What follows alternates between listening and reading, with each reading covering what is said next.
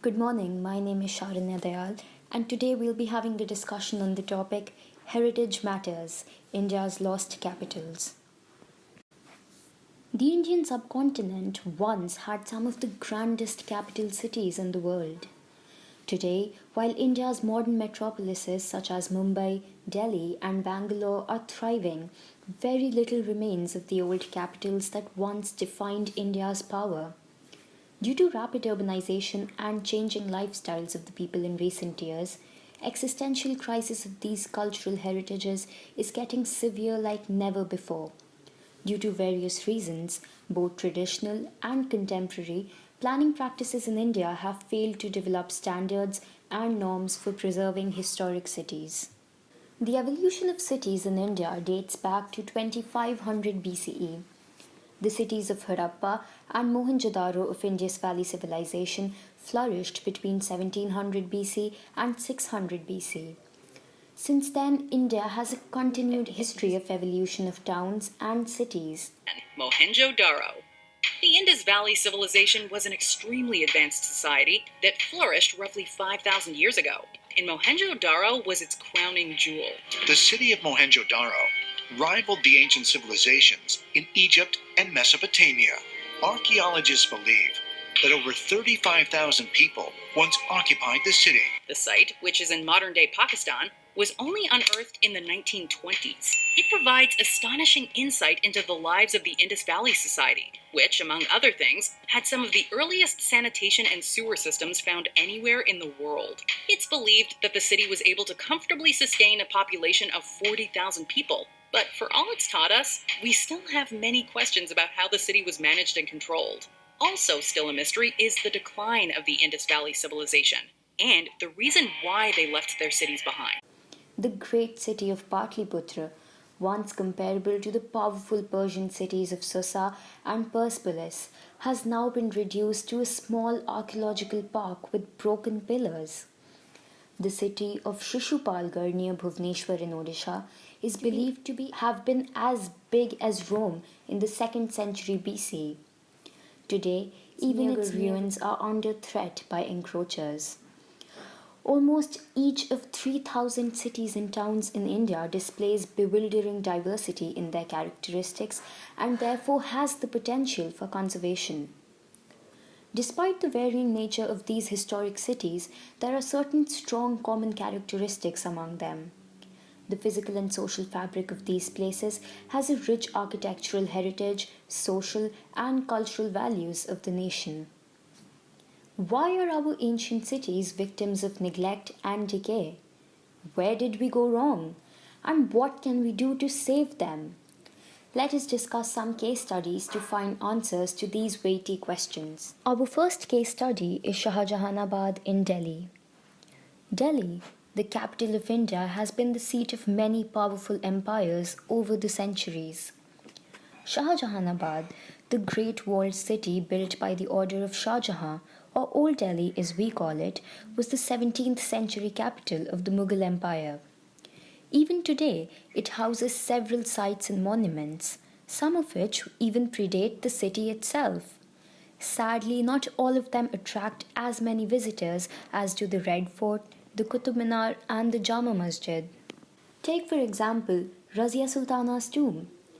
Today, the 13th century tomb of Razia Sultana, the first and the only women emperor of Delhi, is etched in indelible ink on the pages of history.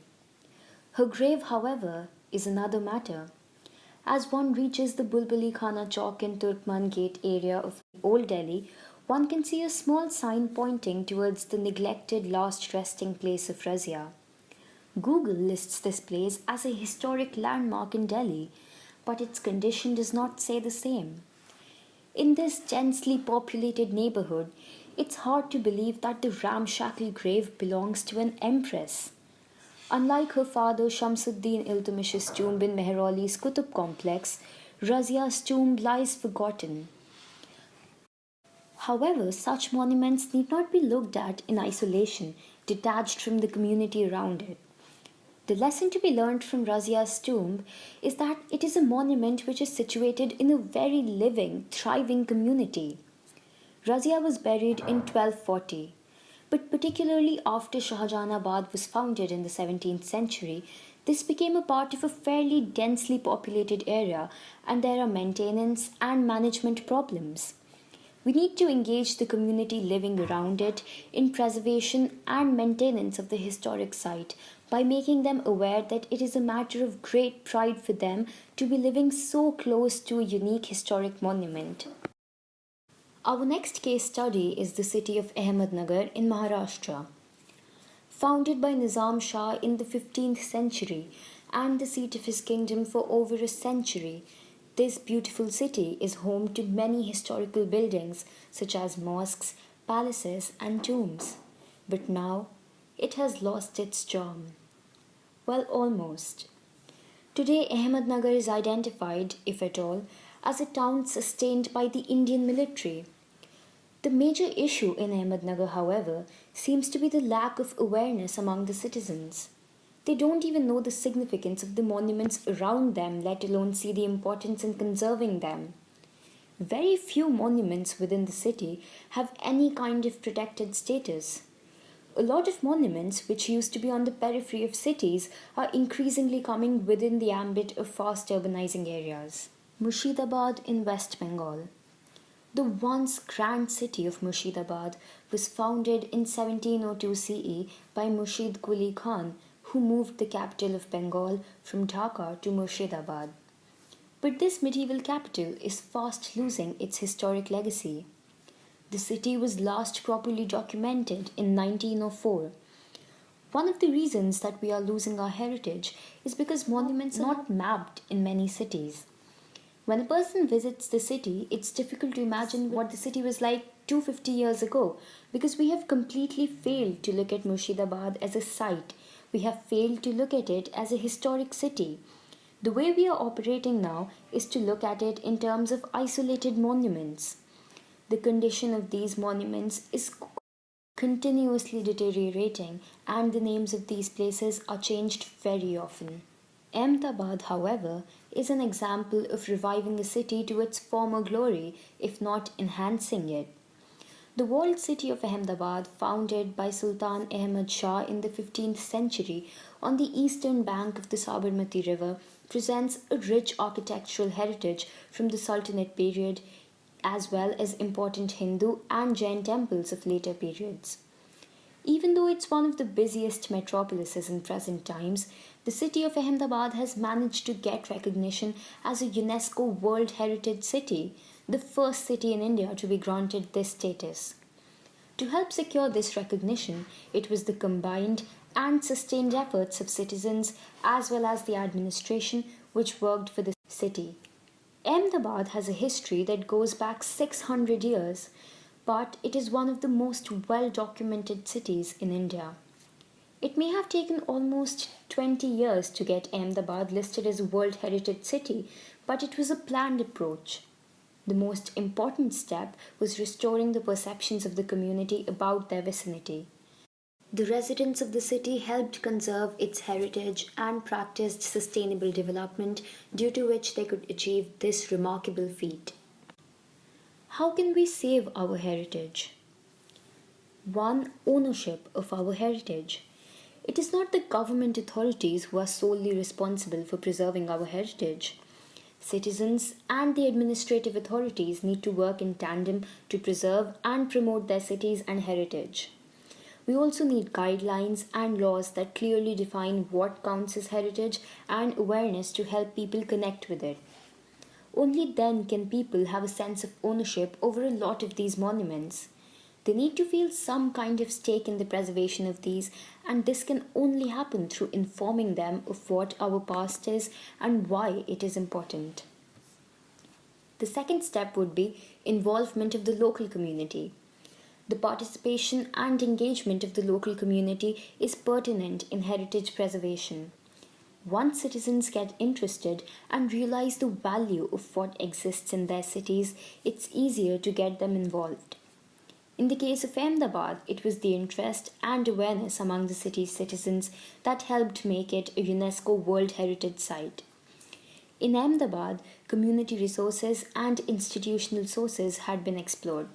For example, Artists were taken on heritage walks to paint the old city of Ahmedabad, and now hundreds of students and retired art school teachers are getting together to appreciate the beauty around them and paint their own neighborhood. The third step would be role of administration and policies. When it comes to the preservation and restoration of monuments and sites, the role of central organizations such as the Archaeological Survey of India and of local administration like the Municipal Corporation, State Tourism Board, and the district administrations is very important. Other factors such as laws and policies, government schemes, and fund allocations, documentation, listings are included as well. Again, taking Ahmedabad as an example, their municipal corporation is probably the first one in India to establish a heritage department in the municipality. It was the corporation's sustained efforts, along with community participation, that paved the way for their success. Town planning is another salient factor for the preservation of old sites and buildings. Experts believe that there should be ways to incorporate the old neighborhoods and areas into the bigger picture in a systematic way. They should not be neglected, and the communities living in these neighborhoods should not be ignored. The fourth step would be public private partnerships, the PPP model. Private organizations as well as NGOs are important stakeholders in the heritage management process. They can work with citizens and create campaigns for conservation of monuments. However, this calls for transparent communication and implementation. Organizations such as the Indian National Trust for Art and Cultural Heritage and the Aga Khan Trust for Culture are examples of how organizations with professionals and experts can make a difference in protecting our heritage. The final step is education and awareness.